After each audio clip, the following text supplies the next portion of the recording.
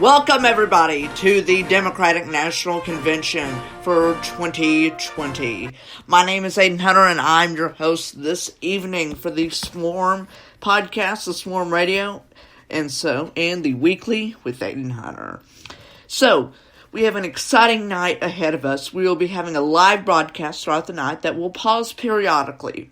Tonight, we are making history. This is the first virtual convention in the history of America's political parties. Tonight, our first speaker is going to be Senator Amy Klobuchar, and then we will have Michelle Obama to end the first day. We'll also be taking audio from the convention from ABC News. In the commercial breaks, we'll also have presidential fun facts. So, let's begin tonight.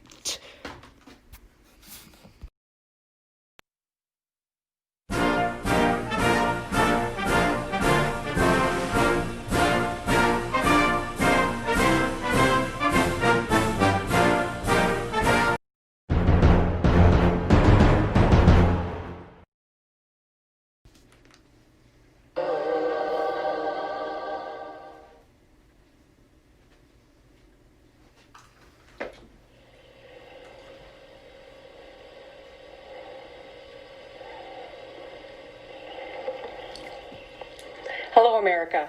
I'm Governor Gretchen Whitmer, or as Donald Trump calls me, that woman from Michigan.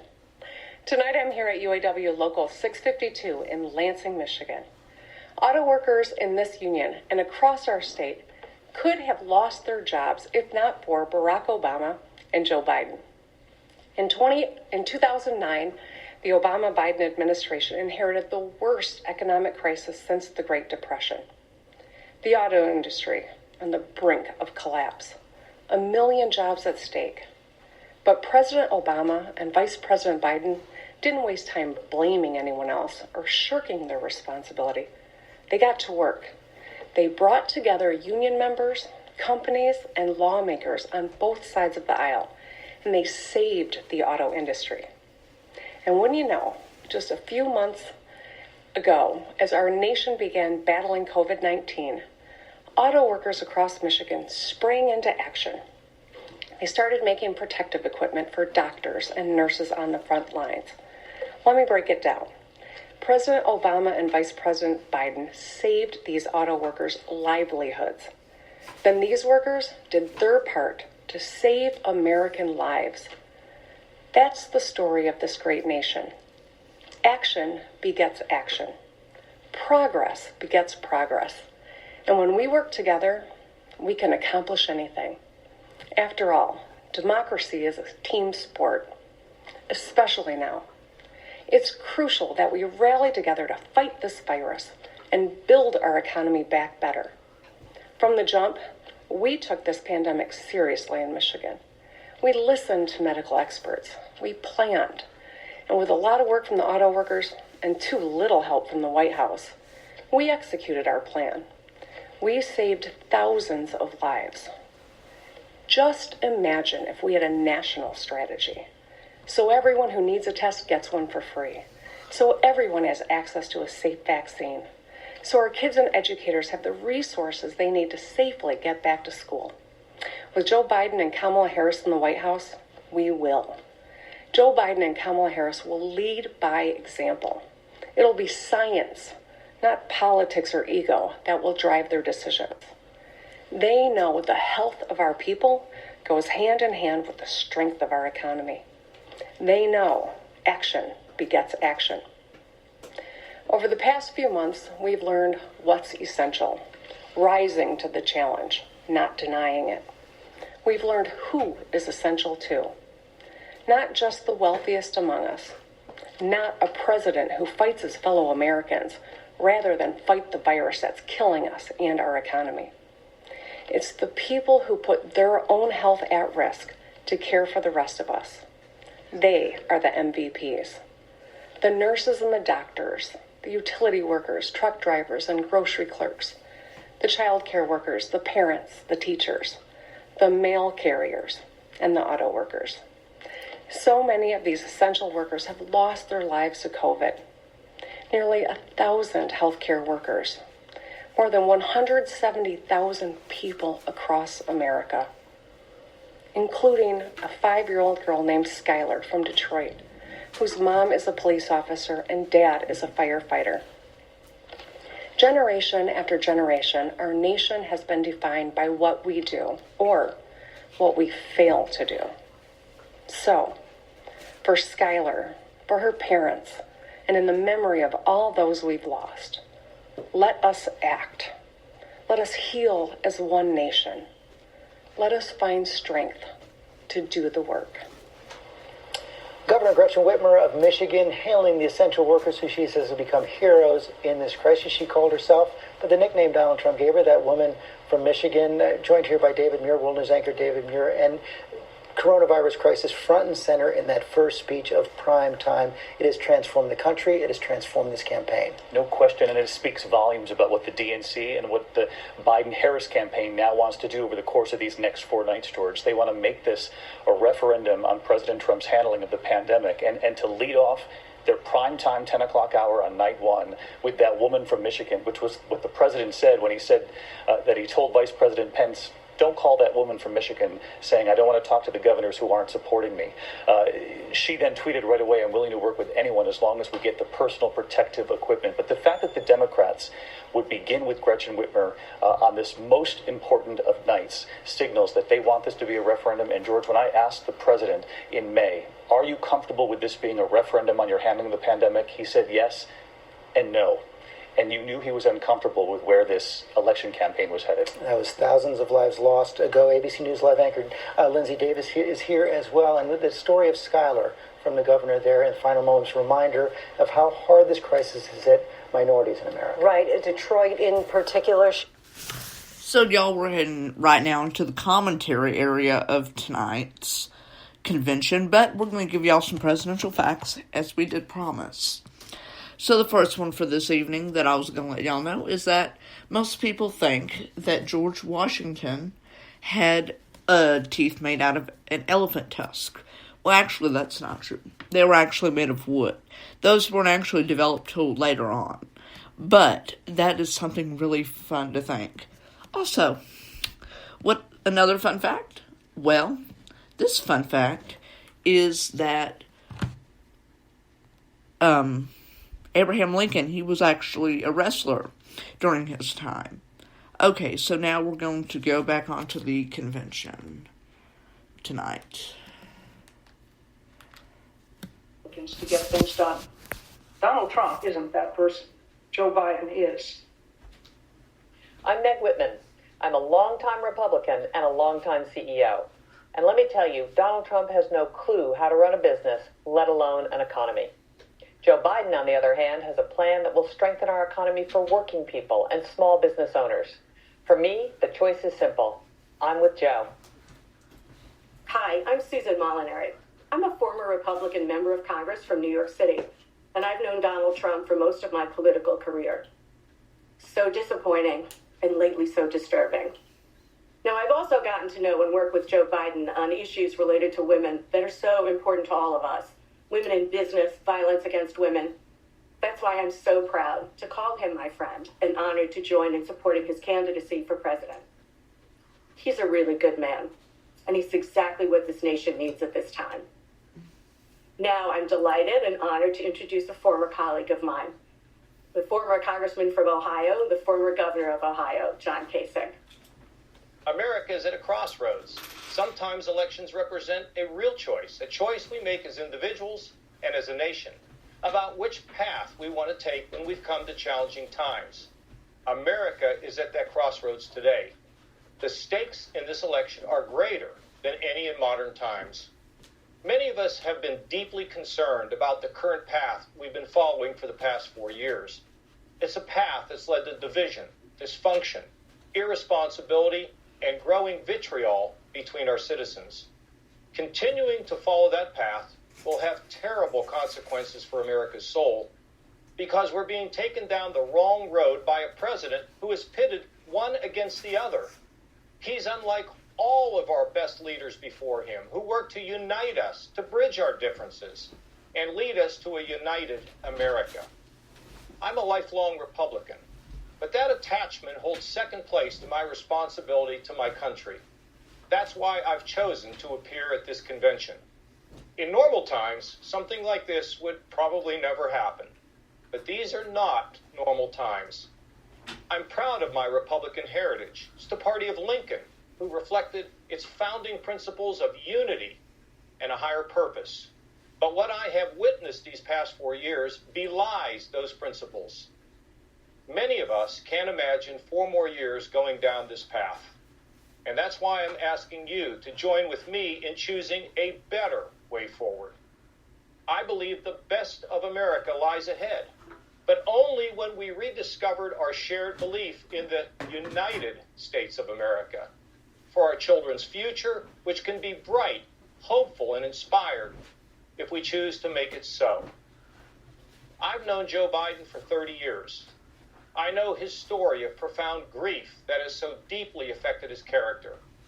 I know Joe is a good man, a man of faith, a unifier, someone who understands the hopes and dreams of the common man and the common woman, a man who can help us to see the humanity in each other. He knows that the path to a restored and rejuvenated America lies in respect and unity and a common purpose for everyone. Yes, there are areas where Joe and I absolutely disagree, but that's okay, because that's America.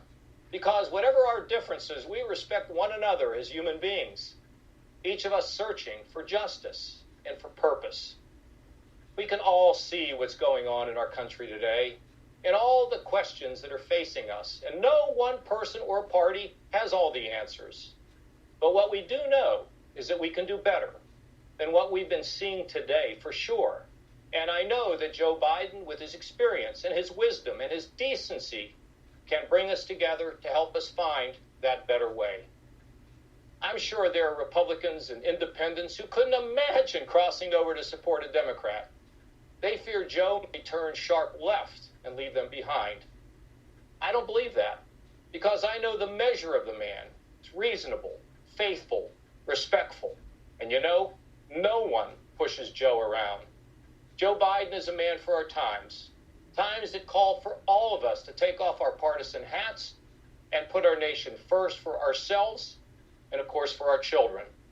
When America chooses the right path and pulls together, like we've done so many times before, we can dream big dreams, and we can see the top of the mountain as a United States of America with a soul that is a beacon of freedom to the entire world. Former Republican Governor of Ohio, John Kasich, right there, talking about why he is endorsing Joe Biden for president, following other Republicans endorsing the former vice president. I want to bring in Rahm Emanuel for more on this. You wrote a piece in the Wall Street Journal today saying that the goal of the Biden campaign is to create Biden Republicans, much in the way that Ronald Reagan created Reagan Democrats in 1980. In 1980, it's famous out of Macomb County, there were Reagan Democrats. The cultural landscape allowed that break with the Democratic Party, traditionally out of working class families.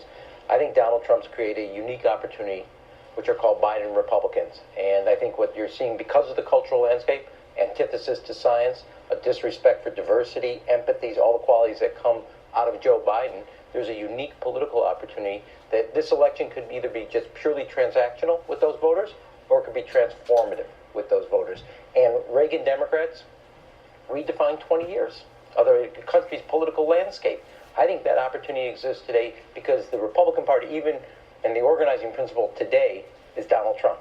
The question for the Biden campaign and I think a Biden administration will be, can they actually build something around that that's more long-lasting and really put some roots down into that, so we don't just rent these voters, we end up them owning the Democrat, being we own them and they feel a part in a new home in this effort. And I think it speaks to the campaign because it's a broad coalition, unlike what Donald Trump has. Sarah Fagan, I see you shaking your head right there. One of the other things we... Okay, everybody. Now, our next fun fact for y'all right now is that the last surviving founding father, Monroe, died July 4th, 1831, 5 years after both Jefferson and Adams died, and 55 years after the Declaration of Independence was signed. So it's also interesting to think about that John Adams and Thomas Jefferson both died on July 4th. More interestingly, too, that they also both died the same year. That's something also you'd all to think about right now while we're in the middle of this working at the convention, because we think we've never seen anything like this in history. Some people think that it's superstition. Other people have different opinions about it. Now, former Biden rivals are now going to speak later on right now, but we're just in a commercial break currently. So, if y'all have the Spreaker Live app, y'all can post us some questions here. If y'all want us to answer them about the presidency, how everything is tonight and everything. Now, some more fun facts. Can anyone tell me who the only presidents are to have their sons also in office? Well, one might be easy because most of our listeners have heard them since such recent. But it's actually George Bush and George W. Bush. And the other one was John Adams, our second president, who also was a founding father. But it was also John Quincy Adams was his son. So they actually were a part of some of our first presidents. Now, here's an easy one to ask y'all. What number was Lincoln? Well, he was the 16th president, as we all know. Okay. So, we're about to go right back into live. So, here it is. Welcome back to our coverage of the Democratic National Convention. Very different kind of convention. One of the other differences we're seeing this year, President Trump going to campaign straight through this convention. He was actually in the state of Wisconsin today. Joe Biden was not. Rachel Scott was with him. What did he say, Rachel? Yeah, George. Well, the president continued to paint himself as the law and order candidate, and this is a critical state for the president. He won here by fewer than 23,000 votes, less than 1%. The president trying to upstage his rival, Joe Biden, in the very state where the Democratic National Convention was supposed to be held in person. The president will be hitting 5 battleground states this week. In most of those states, George, he is trailing Joe Biden, including right here in Wisconsin, by 5 points. George? Okay, Rachel, thanks very much. I want to bring in Mary Bruce as well. Mary, we're about to hear from several of the candidates who ran against Joe Biden during these primaries. It's hard to believe that it was just a year ago when you had more than 20 Democrats in this race. It was not a foregone conclusion that Biden would be the nominee. No, George, this was a hard-fought primary, and now Democrats are eager to show that they are united. You know, I remember 4 years ago being on the convention floor and hearing those boos at the time. The party was bitterly divided, and now they are eager to show that that simply is not the case. Yes, it was not long ago 28 Democratic candidates were running, and now we are going to see many of those former rivals coming together. Joe Biden has been reaching out himself to many of these former opponents to try and bring them into the fold now, especially some of the more progressive rivals like Bernie Sanders, who we will hear from later tonight, to make sure that their concerns are being heard. This also, of course, is a very different circumstance than 4 years ago. These former rivals know the stakes are simply too high. They have to come together, they feel, in order to beat Donald Trump. The challenge now going forward is, can they come together and not only argue that Donald Trump has to be defeated, but that Joe Biden is the right person to do that? Mary Bruce, thanks very much. One of the candidates who had a strong showing in New Hampshire, Senator Amy Klobuchar of Minnesota. Let's listen in. Decency, and you can too. You know, most candidates, when they end their campaign, that day is a hard one. For me, it was a moment filled with great joy, because the day I ended my presidential campaign was also the day I endorsed Joe Biden. Joe ran for the same reasons I did when I announced my campaign in the middle of that blizzard on the banks of the Mississippi River. To cross the river of our divides, to bring this nation together, to be a president for all of America. As I said the day I endorsed him, If you feel stuck in the middle of the extremes in our politics, if you are tired of the noise and the nonsense, you have a home with me, and you have a home with Joe Biden. That's why I was so proud to stand with him then and across this great country. That's why we are all now standing united behind Joe and my friend Kamala. Our nation's motto is out of many, one. And as you're about to see, it's also the story of the Democratic primary. Thank you, America.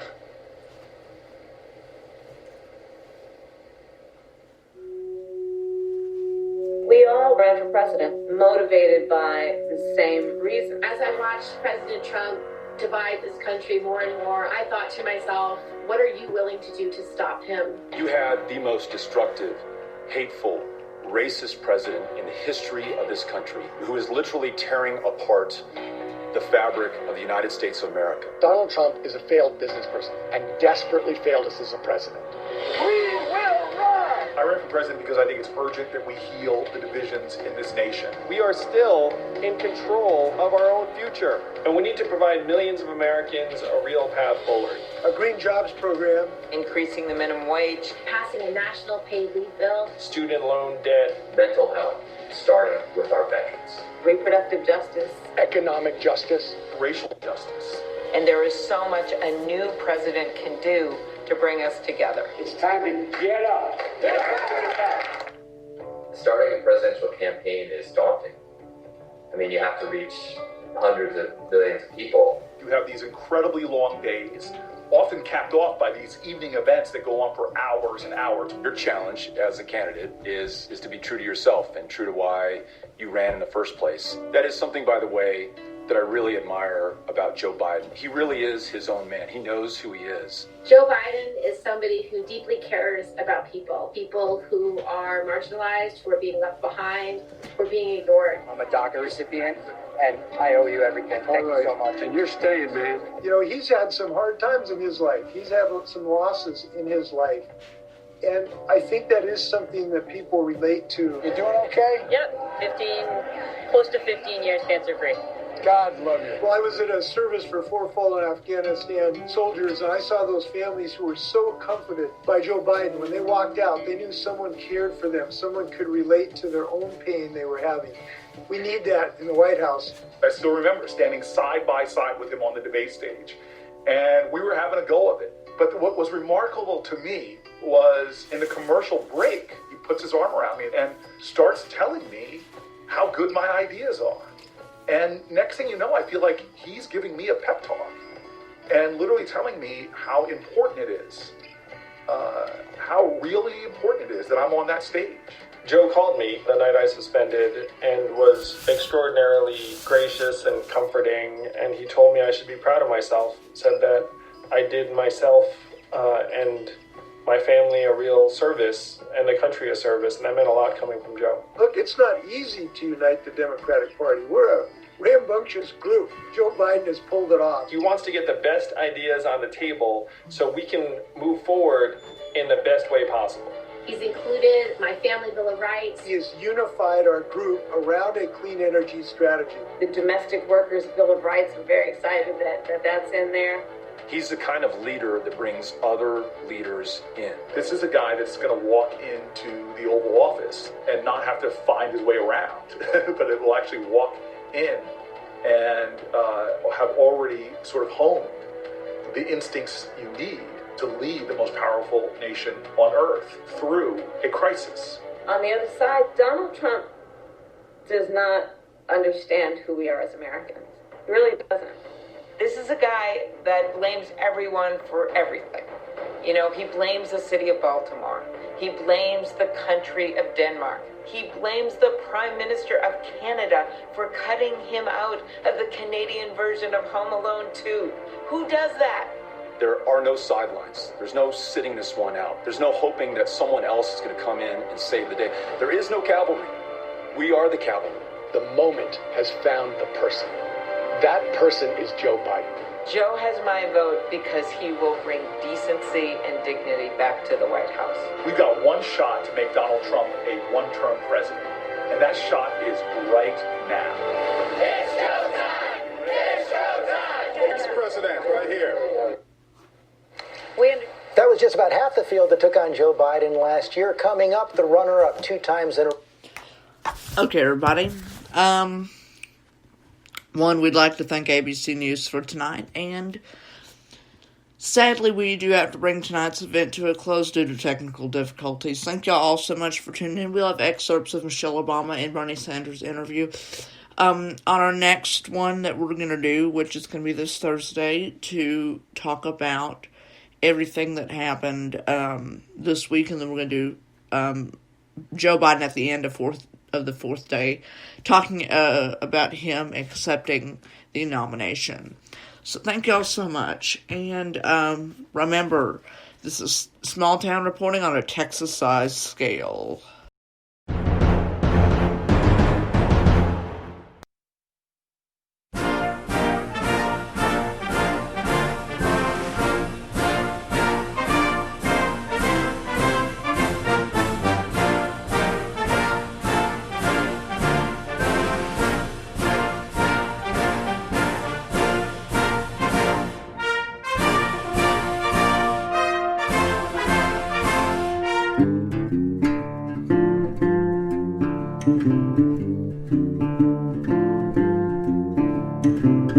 Thank you.